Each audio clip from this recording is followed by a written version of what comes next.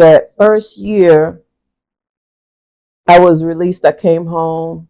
I got an apartment that was Flipper Temple, the one we was talking about, right across the street from Bankhead Homes. And so while I'm there, I'm trying to kick this habit that's resurfaced all of a sudden because I'm no longer facing 54 years, but now everybody around me pretty much does it. So I'm in this little situation where I have to decide to stop. So my high school sweetheart pops up. I got a girl living with me. This is my girlfriend. My girlfriend living with me. My ex-fiance pops up. They're going at it at the dining room table. It's still funny. It's just, they were going at each other like two men with the same women.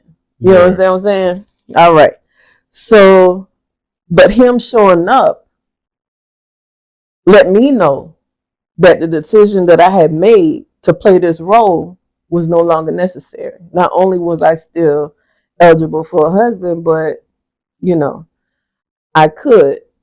And so I ended up having to go back to prison. And you remember that recurring dream I was telling you about? Yeah. So when I was in prison, they made me see a psychiatrist because they were trying to say that I had certain diagnoses that I didn't feel like set well with me once I looked up the definition for what they were trying to diagnose me with. Yeah. Once I looked it up in the library, I was like, no, that don't fit me either. No, that ain't gonna work. So they was like, well, we're gonna sit you down with a psychiatrist. And so the whole time I kind of just played around, didn't pay her no attention, didn't care. The last session that we had, she was like, trust me with one thing. And I'm thinking, shoot, I had this dream all my life. It ain't like she gonna do nothing with it. So I tell her my dream. You know, I'm a baby. I hear somebody coming. I'm excited. The shadow comes in the door. And when the shadow picks me up, it goes black. And I just want to kill my father. I've killed him several different ways. You know, there's more than 1,000 ways to die, apparently. Yeah. You understand? So what do you think of that? And she told me, she said, that doesn't sound like a nightmare. That sounds like a memory. And when she said it, it was as if my soul broke. Like I could almost hear it. And so I'm fighting officers, I'm fighting inmates, I'm fighting everybody. And so they end up having to sedate me for like a week and keep me in isolation until I can process it's not a nightmare. It is a memory, you know, because I don't live with this man. I done beat up his girlfriend. And this whole time I've been living with one of the people who hurt me. You understand what I'm saying? Thinking that he's a hero. But he's actually, you know, the reason why he had to be put out of the army was because of me. A doctor in the army noticed my abuse. They took him down from a judge back down to like somebody who could give orders to a battalion. They took him all the way back down. So all of his fighter pilot, all of his accolades, all of that went away because of what he was doing to me, right? And so knowing that and having spent time with him, I just kind of became overly violent for like a week. Like every time they had to come in to give me another shot, I was fighting teams of men and women, you know. So when I was in there and I finally got my head wrapped around it, these two girls introduced me to the Bible. It was like I respected them so much, I took their opinion seriously, you know. So they was like, you don't know the Bible? As smart as you are, you don't know the Bible. And I was like, I'm not thinking about no religion, you know. So I got other things to do, like beat people up. So so they told me some stories out of the Bible. And I was like, that's not how that goes. Because I'm trying to think back to my childhood and pull up these memories of when I was in church and my uncle was the pastor.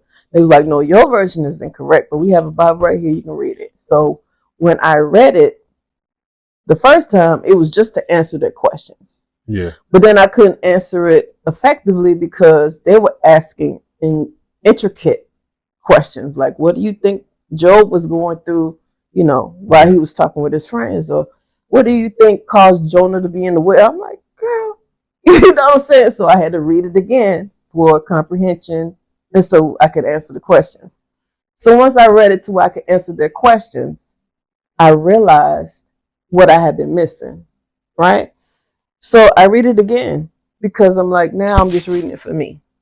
Like now it's just for me. And so when I got out of prison, I came home. My children, they had spent so much time away from me, they were unsure how to be my children. You understand? So as they were growing up, they got to see me be extremely depressed. When I came home, I was extremely depressed, you know. So while I'm sitting here going through my stuff, I had decided I'm gonna make a plan, stuff, right? But I need an insurance company that'll pay out to my children a certain amount of money.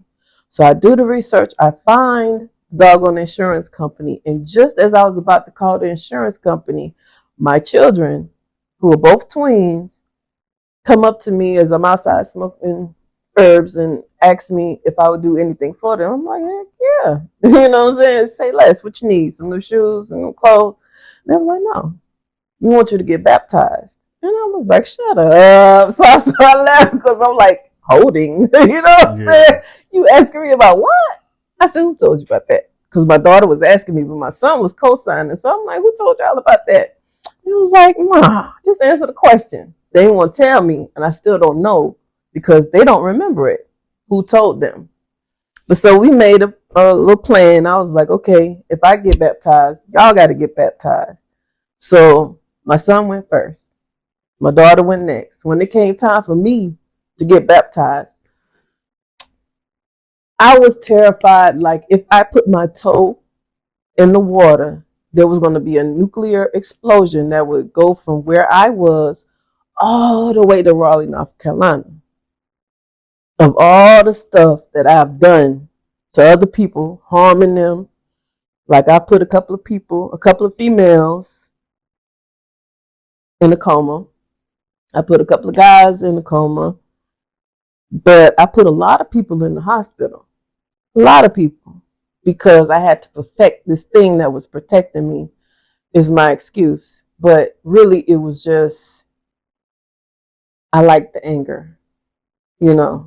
Since I'm a monster, let me be a monster. So this monster is sitting here about to get baptized, and I'm like, as soon as I put my toe in there, we all gonna be gone. But at least my two children are now baptized, so they going to heaven, because they ain't do nothing. They just babies, Man, I put my toe in there. It felt like that baptism took a week.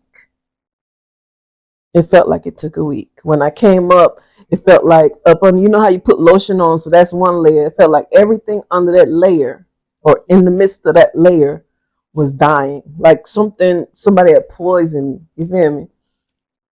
So the first thing it took care of was that jailhouse lifestyle. I was so grateful. I was sick of females, just sick of y'all. Just get up. That's the reason why I was trying to find the insurance company. Because I'm like, I'm stuck with y'all. I want my husband. Get away from me. But then they just kept multiplying. Yeah. You know what I'm saying? I couldn't get away from it.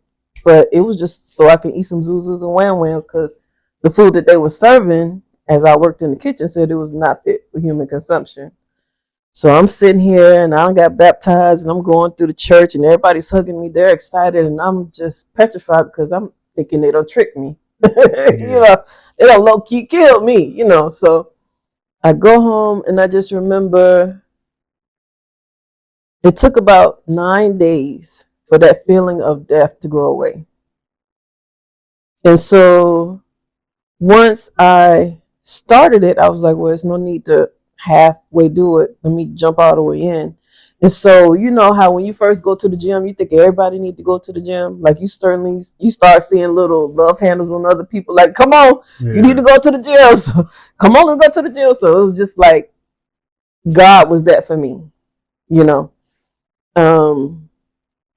So I tried to push it on any and everybody I could, especially my children, because we had made this commitment together. So I definitely wanted you to know what I was learning and take it, and love it like I do. Love it like I do, I said. It was just, I was excited. Yeah. Because for the first time in my life, I didn't feel like a monster. I didn't feel like anger was everything.